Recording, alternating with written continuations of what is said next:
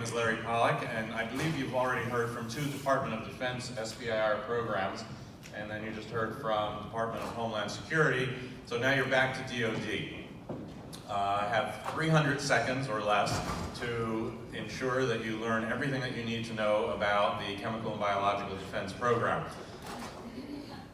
The office that I am employed by is the Defense Threat Reduction Agency, DTRA. We're at Fort Belvoir, Virginia, and the mission of the agency is to mitigate the threat of weapons of mass destruction. To further complicate the picture, the office within DTRA that I work for is the Joint Science and Technology Office for Chem Bio Defense. We are the only DoD agency that has two separate SBIR programs, so be forewarned when you start to look for topics that might apply to your technology area of interest. There's DTRA and there's CBD. So represented on the road tour is CBD. So very briefly, if you're a warfighter, a soldier on the ground, and you encountered an environment like this, you'd want to learn really quick, what are the threats? What are the hazards? Is it chemical? Is it biological? Is it explosive? Is it toxic? Will you be taking air samples, wipe samples, figuring out what's in this mess, or is it a drug lab perhaps? Our area is focused on the chemical threats and the biological threats. And our office is divided basically into two general halves. One is physical science and technology, and the other is medical science and technology. Some of those are overlapped. For instance, in this capability area, detection can be environmental detection, like you just saw on the slide before, and it can be medical diagnostics. What was the individual exposed to? The matrices are different. I mentioned water, air, soil, wipes for environmental. In medical diagnostics, you're looking at plasma, blood, urine, or possibly some matrices that are obtained non-intrusively, like sweat, for instance. Does it show presence of any of the threat materials? And some of these are done forward field. You want to have portability. You have to think about who's doing the analysis. What kind of equipment are they using? How are they going to interpret the results that the equipment is providing using those various sample matrices? And in some instances, those samples are going to be brought to a central processing laboratory. So you have to think of the concept of operation, or CONOPS, and the logistics trail. Will you need reagents? Are they temperature sensitive? Are they shelf stable? We also involve ourselves on the medical side with vaccines and therapeutics or countermeasures to pre-treat somebody from a potential exposure of a biological material, a bacteria, a virus, and what would you treat them with? What types of drugs would you administer if there was the potential exposure or known exposure?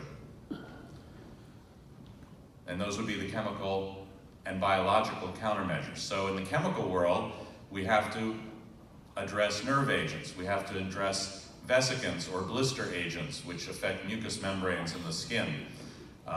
In the news recently was the Novichok Russian nerve agent, which had long persistence in the environment and didn't experience environmental degradation at a rate similar to some of the other nerve agents that have made the news over the last 20 years, such as the sarin gas attack in the Tokyo subway system in the mid-90s.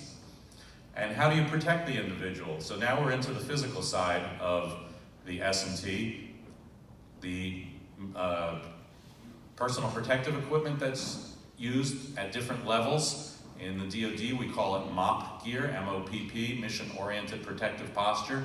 At what level do you put a soldier into this type of gear, which can be very burdensome, have heat issues, heat stress issues, operational issues, how long they can be out in the field.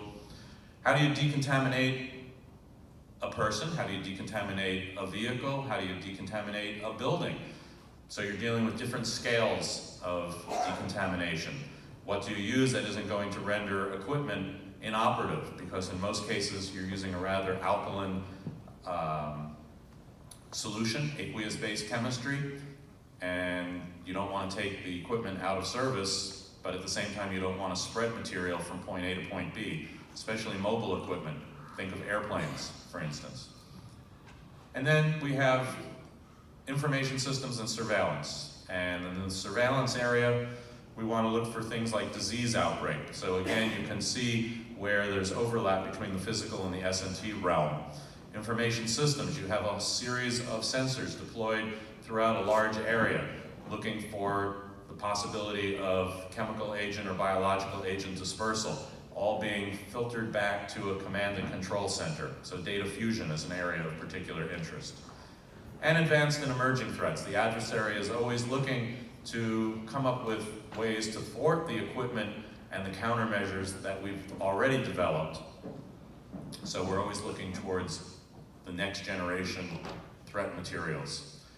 ChemBioDefense SBIR will be putting out new topics in the next fiscal year, FY 19.1 DoD announcement, which comes out on the 28th of November. We'll have approximately 5 to 10 topics. Those topics will be in development.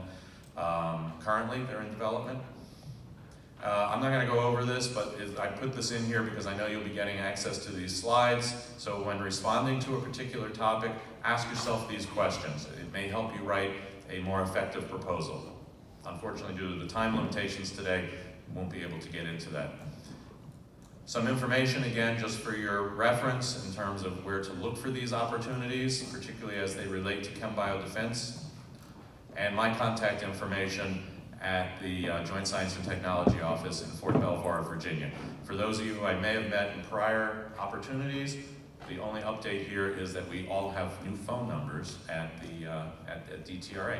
So I'm sure my 300 seconds have come and gone, so I will say thanks for your attention, and if I have any open slots for one-on-ones, please sign up. We'd love to have an opportunity to talk with you. Thanks for your attention.